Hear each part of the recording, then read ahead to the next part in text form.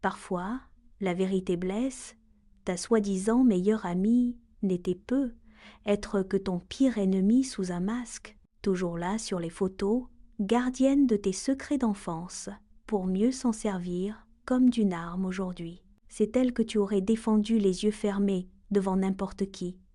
Elle a partagé tous tes fous rires, présente dans tes pleurs et tes nuits sombres, elle a volé tes vulnérabilités pour les transformer en trahison pure. Aucun secret ne l'arrêtait. Puis tout s'effondre, pas par hasard, ni par un inconnu, mais par sa main invisible, à cause d'elle. C'est elle qui a choisi de te blesser, délibérément, froidement, avec la connaissance exacte de tous les endroits où ça va faire le plus mal. Je m'appelle Armande. J'avais 10 à 7 ans à l'époque. J'étais en terminale, dans un lycée d'une ville ordinaire. Ma vie était banale, rythmée par ces interminables cours de maths du lundi matin qui n'en finissaient jamais. Il y avait les révisions du dimanche soir qui finissaient toujours par des croquis sur la marge des cahiers. Le vendredi, on jouait à être libre, errer en ville, boire des sodas trop sucrés et refaire le monde sans fin. Une vie banale dans une ville sans histoire, où chaque jour s'écoulait sans surprise, sans rien attendre de plus. Sauf qu'il y avait une chose qui rendait cette année radicalement différente de toutes les autres.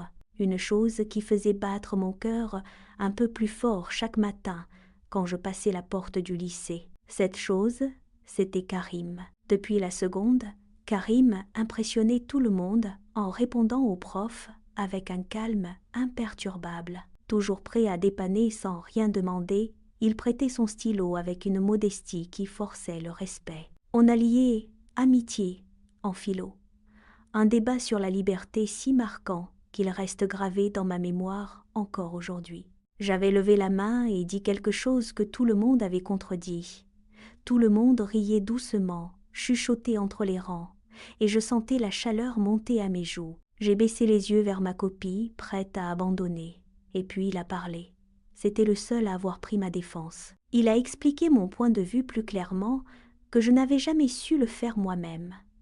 Depuis ce jour, j'avais l'impression que le monde tournait un peu plus vite chaque fois qu'il me regardait. Chaque fois qu'il prononçait mon prénom, chaque fois qu'il passait près de mon bureau pour aller au tableau, mon cœur se serrait et je ne parvenais plus à regarder lui droit dans les yeux. J'étais tombée amoureuse, doucement, mais inéluctablement. Évidemment, j'avais tout écrit dans mon journal. Chaque détail de notre première conversation, que je répétais dans ma tête le soir avant de dormir. Chaque échange anodin, qui ne l'était pas vraiment pour moi. Chaque regard volé pendant un cours, quand il ne me regardait pas. Chaque fois qu'il avait ri à quelque chose que j'avais dit, et que mon cœur avait fait un bond ridicule dans ma poitrine, comme si j'avais couru 3 étages d'un coup, ce carnet était violet. Sa couverture était un peu usée au coin, à force de sortir de mon sac quand je voulais écrire. C'était mon espace à moi, intime, sacré, totalement privé. Je ne le montrais à personne. Je le gardais dans le tiroir du bas de mon bureau, caché sous une pile de vieilles copies froissées que personne n'avait envie de toucher. Personne ne savait exactement ce qu'il contenait. Personne n'était censé y toucher. Jamais. Sarah, c'était ma meilleure amie. On se connaissait depuis la 6e. 7 ans entiers de vie partagée, jour après jour. On avait grandi ensemble. On avait partagé les mêmes fous rires dans les toilettes du lycée, quand on fuyait un cours qui nous ennuyait. On avait partagé les mêmes chagrins quand les garçons nous brisaient le cœur, on avait pleuré ensemble sur l'épaule de l'autre. Elle venait souvent chez moi après les cours. On traînait sur mon lit, on parlait de tout et de rien jusqu'au soir. Je lui faisais une confiance absolue, totale, aveugle même. Je l'avais laissé toucher toutes mes affaires, lire tous mes messages, déballer tous mes secrets les plus enfouis. Je n'avais jamais rien eu à cacher d'elle. Je pensais que ça durerait toujours, que cette confiance-là était invulnérable, que rien ni personne ne pourrait jamais la briser. Je ne savais pas encore que cette naïveté que je prenais pour de la loyauté allait me coûter très cher. Tout a commencé un mercredi après-midi. Rien ne laissait présager que ce jour-là serait différent de tous les autres. Le soleil brillait à travers les vitres de ma chambre, la lumière chauffait le bout de mon bureau où on posait nos cahiers. On devait préparer un exposé d'histoire ensemble, pour la semaine suivante. Sarah était déjà venue, installée sur mon lit, et je devais juste finir de me préparer. J'avais renversé un verre d'eau sur mon pull, le tissu était complètement trempé, collé à ma peau. Il fallait que j'aille le changer. Je suis partie dans la salle de bain, la porte fermée derrière moi. J'ai dégrafé le pull mouillé. J'ai cherché un pull sec dans mon placard. Rien d'extraordinaire, rien qui pouvait attirer mon attention. Je ne me suis pas dépêchée. J'ai même pris le temps de me rincer les mains, d'essuyer l'eau qui avait coulé sur le carrelage. Pendant ce temps, Sarah était seule dans ma chambre. Dans ma chambre, avec mon tiroir, avec ma pile de vieilles copies, avec mon carnet violet, rien ne pouvait l'empêcher de faire ce qu'elle avait prévu depuis des semaines. Le lendemain matin, j'ai marché vers le lycée, comme tous les autres jours. J'avais mon sac sur l'épaule, mon pain au chocolat dans la main. Rien ne me semblait avoir changé depuis la veille. J'ai franchi les grilles du lycée. J'ai marché le long du couloir principal pour rejoindre ma salle de cours. C'est là que j'ai senti quelque chose de bizarre dans l'air, quelque chose qui collait à ma peau, qui ne passait pas, des regards que je ne savais pas comment interpréter, des petits sourires en coin que les uns gardaient pour les autres quand je passais à côté, deux filles que je connaissais à peine ont chuchoté quand je suis passée. Elles se sont tues d'un coup, puis se sont retournées pour me regarder partir. Je n'ai pas compris ce qu'elles disaient, mais mon cœur a sauté un battement. Plus loin, un garçon d'une autre classe m'a croisé, m'a dit « Félicitations » d'un ton narquois. Puis il a ri et s'est enfui avant que je puisse lui demander ce qu'il voulait dire. J'ai continué de marcher, les poings serrés dans les poches de mon jean, l'angoisse qui montait lentement dans ma poitrine. En cours de français, je me suis assise à ma place comme d'habitude. La meilleure amie de Karim était assise 2 rangées devant moi. Elle s'est tournée vers moi, m'a lancé un regard étrange, un mélange de gêne, de pitié et d'embarras. Puis, elle a détourné les yeux aussi vite qu'elle pouvait, les a fixés sur son cahier comme si elle n'avait rien vu. Mon estomac s'est serré. Ce n'était plus mon imagination. Tout le monde savait quelque chose que je ne savais pas. Quelque chose qui me concernait directement. J'ai essayé de me convaincre que j'imaginais des choses, que la fatigue des révisions me jouait des tours, que je voyais des problèmes où il n'y en avait pas. J'ai répété ça dans ma tête, encore et encore, comme un mantra pour calmer les battements trop rapides de mon cœur. La cloche a sonné entre 2 cours. J'ai sorti mon téléphone de mon sac et j'ai appelé Sarah directement. Je lui ai raconté tous les petits détails qui m'avaient mise mal à l'aise. Les chuchotements, les regards, le garçon qui m'avait dit félicitations sans explication. Je lui ai dit que je sentais que quelque chose s'était passé, quelque chose dont je n'étais pas au courant. Elle a ri au bout du fil, un rire clair et naturel qui m'a détendue un peu tout de suite. Elle m'a traitée de folle. Selon elle, personne ne s'intéresse assez à moi pour en faire toute une histoire, que je suis trop stressée par les révisions du bac, que c'est juste de la paranoïa. J'ai écouté sa voix, calme et rassurante, comme toutes les autres fois où j'avais besoin d'aide. J'ai respiré un grand coup et j'ai décidé de la croire. J'ai rangé mon téléphone, j'ai rejoint ma classe pour le cours suivant. J'ai essayé de ne plus faire attention aux regards, de me concentrer sur ce que disait le professeur. Toute la journée, je n'ai plus rien vu, plus rien senti. Je ne soupçonnais rien. Pas encore. La journée est passée, la cloche de fin de cours a sonné, et j'ai marché vers la sortie comme d'habitude. J'ai pris le bus, j'ai traversé la porte de ma maison, j'ai posé mon sac sur le canapé dans l'entrée. Après un verre d'eau et un retour au calme, j'ai filé dans ma chambre pour mes devoirs, l'esprit encore un peu flou. J'avais raison de croire Sarah, je me disais. Ce n'était vraiment que de la paranoïa. J'ai eu envie d'ajouter une nouvelle page à mon carnet pour raconter la journée étrange que je venais de passer. Au bureau, j'ai ouvert le tiroir, fouillé sous les vieilles copies froissées et écarté le papier. Le vide m'a frappé. Ma main a cherché le violet usé du carnet, mais n'a trouvé que le bois froid et le papier des copies. Il a disparu. J'ai écarté les copies et fouillé le tiroir. Il était là, de travers, brisant la symétrie que j'imposais toujours. La couverture décalée trahissait un regard indiscret. On l'avait feuilleté en hâte. Mon estomac s'est noué d'un coup. Ma faim a disparu instantanément. Ce carnet violet a été touché, ouvert, lu. L'horrible certitude s'installe. Nuit blanche. J'ai tourné en rond dans le noir, laissant toutes les horreurs possibles défiler sans fin dans ma tête. J'ai passé les grilles du lycée, le cœur battant la chamade. Chaque regard croisé dans le couloir me semblait suspect. Je me suis posée sur un banc dans la cour, les doigts serrés autour des bords du bois froid. Je n'osais pas aller trouver Sarah, pas encore. Je voulais reprendre mon souffle avant de demander des explications. Puis j'ai entendu des pas s'arrêter juste devant moi. J'ai levé la tête. C'était Lila, une fille de ma classe que je n'avais jamais vraiment parlé. On s'était dit bonjour quelquefois dans les couloirs, rien de plus. Elle a regardé autour d'elle, comme pour vérifier que personne ne nous écoutait. Elle a croisé les bras, elle a baissé la voix d'un ton. « Je dois te parler », elle a dit. « J'étais chez Sarah hier soir. Je suis venue chercher mon cahier d'histoire que j'avais oublié chez elle. J'ai serré les poings sur mes genoux. Mon souffle s'est coupé. Je n'ai pas osé parler, j'ai juste hoché la tête pour qu'elle continue. Elle a poussé un petit soupir, comme si ce qu'elle allait dire lui faisait mal aussi. Sarah avait sorti ton carnet. Elle a pris des photos de plusieurs pages, quand tu étais dans la salle de bain mercredi dernier. Mes mains ont commencé à trembler. Le banc sous moi a semblé bouger. Elle venait de dire la vérité. La première partie de la vérité, brutale et glacée. Elle a marqué une pause. Elle a regardé mon visage, comme pour préparer moi à la suite. Parce que la suite était encore pire. Elle n'a pas gardé les photos pour elle. Elle a continué. Elle les a envoyées directement à Karim. Elle a écrit un message avec, disant qu'il devait lire ce que tu écris sur lui. Mon sang s'est glacé dans mes veines. Je n'ai pas pu respirer pendant quelques secondes.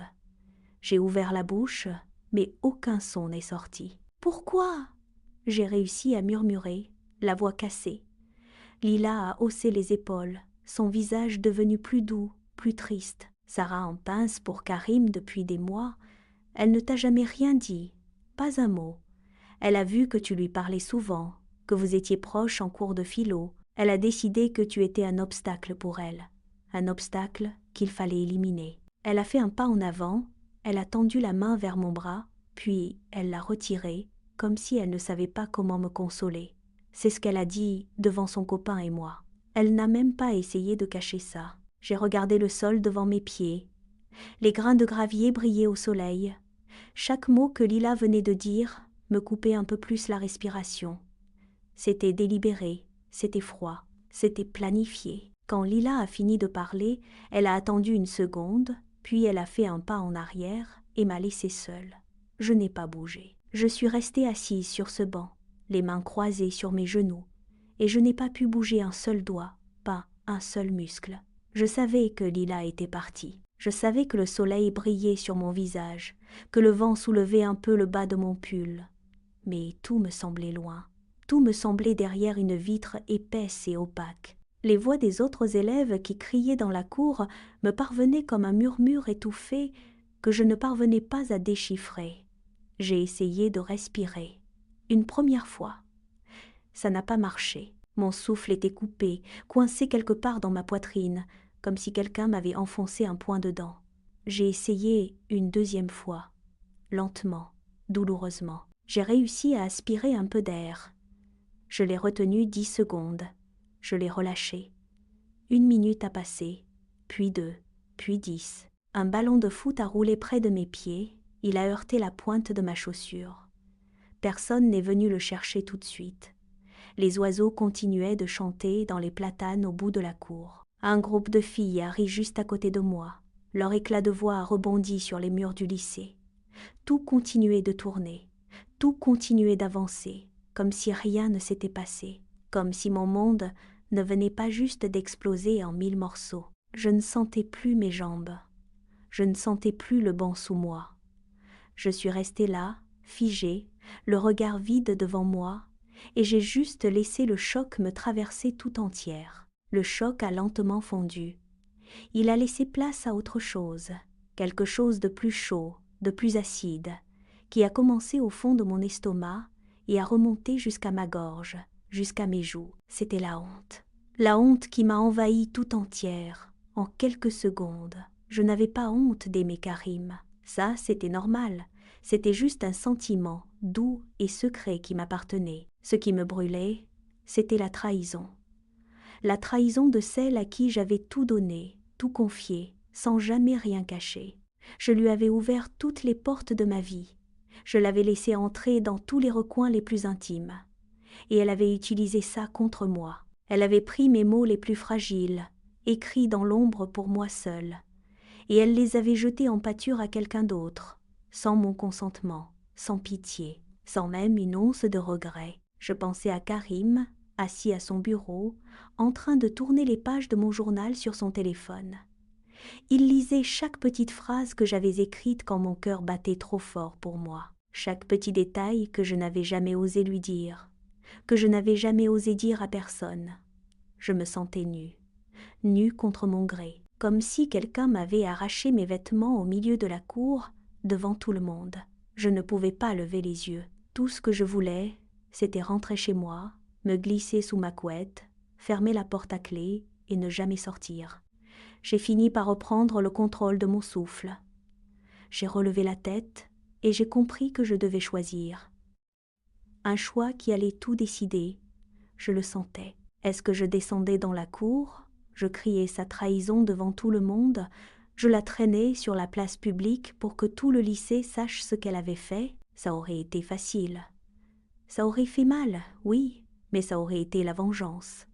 Mais ça aurait aussi transformé toute mon histoire en spectacle. Tout le monde aurait parlé de moi, de mes secrets, pendant des semaines. Je n'avais pas envie de donner à mon drame plus de place que ce qu'il méritait. Je n'avais pas envie de devenir la fille du scandale, la victime qui pleure dans la cour. Alors, j'ai écarté cette option. Et qu'est-ce qui restait? Me taire, rentrer chez moi, fermer la porte, faire comme si rien ne s'était passé, ne jamais lui en parler. Laisser le silence envelopper tout ça. Mais ça non plus, je ne pouvais pas. Je ne pouvais pas laisser son crime rester dans l'ombre, comme si ce qu'elle avait fait n'était rien. Je ne pouvais pas prétendre que 7 ans d'amitié n'avaient jamais existé, que la trahison n'avait pas déchiré tout ce qu'on avait construit. Je ne pouvais pas courir non plus vers Karim, pour lui expliquer, pour essayer d'effacer ce qui était déjà écrit. Ce secret était à moi. Si je devais l'exposer, ce serait moi qui déciderais quand et comment, pas elle. Alors, j'ai choisi. J'ai choisi la dignité. J'ai choisi de l'attendre à la sortie des cours. Je l'affronterai seule. Pas de cris, pas de témoins, pas de spectacle. Juste nous deux. Et je lui dirai ce que je pensais. Les yeux dans les yeux. La cloche de fin de cours a retenti. Les élèves ont dévalé les escaliers en criant, en poussant les uns contre les autres. J'ai attendu adossé au mur du couloir, loin de la foule. Le couloir s'est vidé petit à petit. Le bruit des pas a disparu. Il n'y avait plus que le vent qui frottait contre les fenêtres fermées et la lumière grise et froide du fin d'après-midi d'automne qui tombait sur le sol carrelé. Sarah est sortie de classe. Son regard a croisé le mien et elle s'est avancée lentement. Nous étions seuls. Poings serrés pour ne pas trembler, je l'ai fixée. Ma voix était calme, sans cris ni larmes. Juste la vérité. Je lui ai dit que ce qu'elle avait fait n'était pas une petite querelle entre amis, ce n'était pas un petit mensonge qu'on peut oublier, c'était une violation de tout ce qu'on avait construit, de toute la confiance que je lui avais donnée, chaque jour, pendant 7 ans. J'ai rappelé toutes les fois où j'avais été là pour elle, tous les soirs où elle avait pleuré dans mes bras, tous les secrets qu'elle m'avait confiés, que j'avais gardés pour elle, sans jamais rien dire à personne. Aucun garçon, même le plus parfait, même celui que tu désires le plus au monde, ne vaut 7 ans de vie partagée, ne vaut la peine de sacrifier une amitié entière sur l'autel de ta jalousie. Une jalousie que tu n'as même pas eu le courage de me dire. Ce que tu as fait est impardonnable.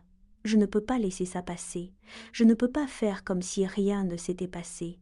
J'ai fini de parler. Je n'ai rien ajouté. Je suis restée là, les yeux toujours sur elle, et j'ai attendu sa réponse. Le silence a tombé sur le couloir vide. Plus un bruit, plus un mouvement. Juste elle, moi, et la vérité qui flottait entre nous, lourde comme du plomb. Elle n'a pas ouvert la bouche. Elle n'a pas nié. Elle n'a pas pleuré pour demander pardon. Elle n'a pas crié pour se défendre. Rien. Elle a juste baissé la tête. Son regard a glissé de mon visage vers le sol carrelé, gris et usé par les pas des années. Elle a tordu le bord de son sac entre ses doigts, encore et encore, d'un mouvement nerveux, répétitif, qui ne dit rien que de la honte. Ce silence, je l'ai senti s'enfoncer dans ma poitrine comme un couteau. C'était la réponse. La seule réponse qu'elle pouvait me donner. La seule qui soit honnête. Si elle avait pu me dire que c'était un malentendu, si elle avait pu prétendre qu'elle n'avait rien fait, elle l'aurait fait. Elle n'avait rien à dire, parce que tout ce que je venais de dire était vrai. Elle savait que je savais tout. Elle a fini par lâcher le bord de son sac. Elle a tourné les talons. Elle a commencé à marcher vers la sortie du couloir, sans me regarder une dernière fois, sans dire un mot. Elle s'est éloignée, et ses pas ont fait écho contre les murs nus, de plus en plus loin. Je suis restée là, seule, au milieu du couloir vide. J'ai tenu ma tête droite tant que j'ai entendu ses pas. C'est seulement quand les pas du concierge ont retenti au bout du couloir, quand il a commencé à fermer les salles de classe une par une, que j'ai réalisé, je tremblais de tout mon corps. Mes mains, mes jambes, mes épaules, tout tremblait, comme si j'avais traversé un courant d'air glacé qui avait pénétré jusqu'à mes os. Cette trahison a changé ma vie, profondément et pour toujours. Je n'ai pas seulement perdu une amie avec qui j'avais partagé 7 ans de souvenirs, même si cette perte a brûlé longtemps, même si j'ai pleuré des nuits entières en repensant à tous les fous rires qu'on avait partagés, des rires qui avaient maintenant un goût amer. Ce n'est pas la seule chose que cette histoire m'a donnée. J'ai découvert quelque chose sur moi-même que je ne savais pas exister. J'étais capable de rester droite, même quand tout mon monde venait d'exploser en 1000 morceaux. J'avais choisi la dignité plutôt que la vengeance, la vérité plutôt que le silence complice qui aurait tout laissé pourrir. Ce choix, personne ne pouvait me le prendre. Ce choix m'appartenait, à moi seule. J'ai compris aussi que protéger ce que j'ai de plus intime, garder une part de moi pour moi seule, ce n'est pas de la méfiance, ce n'est pas être froide, c'est de l'amour-propre. L'amour-propre, ça ne s'apprend pas en cours, ça s'apprend dans la douleur, quand on a perdu quelque chose d'important. Et c'est une leçon qui reste, pour toute la vie. Pendant des semaines après cet épisode, j'ai repensé à tous les petits signaux que j'avais choisi d'ignorer, les petites pointes de jalousie de Sarah que j'avais minimisées, en me disant que c'était normal entre amis de s'envier un peu, les fois où elle avait parlé de Karim avec un sourire trop crispé, trop forcé, qui ne correspondait pas à ses mots, les fois où elle avait changé de sujet trop vite quand je commençais à parler de lui, comme si ça la brûlait de l'entendre, les fois où elle avait essayé de me dissuader d'aller lui parler, avec des excuses plus ou moins valables, qui n'avaient pas de sens si on y réfléchissait vraiment. J'avais refusé de voir ce qui était là, juste sous mes yeux, parce que voir aurait signifié douter, et je ne voulais pas douter de quelqu'un que j'aimais, que je considérais comme ma sœur. Cette leçon-là, apprendre à regarder les gens tels qu'ils sont réellement, et non pas tels que je désespérais qu'ils soient, c'est la plus douloureuse que j'ai jamais reçue, mais c'est aussi la plus précieuse. C'est celle qui m'a permis de ne plus jamais refaire la même erreur plus tard, celle qui a changé toutes mes relations pour le mieux. Et toi, qu'aurais-tu fait? L'aurais-tu confronté devant tout le lycée pour que tout le monde sache la vérité? Silence ou confrontation? Aurais-tu préféré te taire pour éviter le drame ou lui dire la vérité en face, comme moi? Réponds en commentaire. Je lis tout et vos mots me touchent. Laisse un pouce bleu si cette histoire t'a parlé. Si tu connais quelqu'un qui a vécu une telle trahison, partage cette vidéo. Savoir qu'on n'est pas seul change tout. Et si tu veux savoir ce qui s'est passé avec Karim après tout ça, abonne-toi et active la cloche. Restez connectés vous ne voudrez pas rater la suite.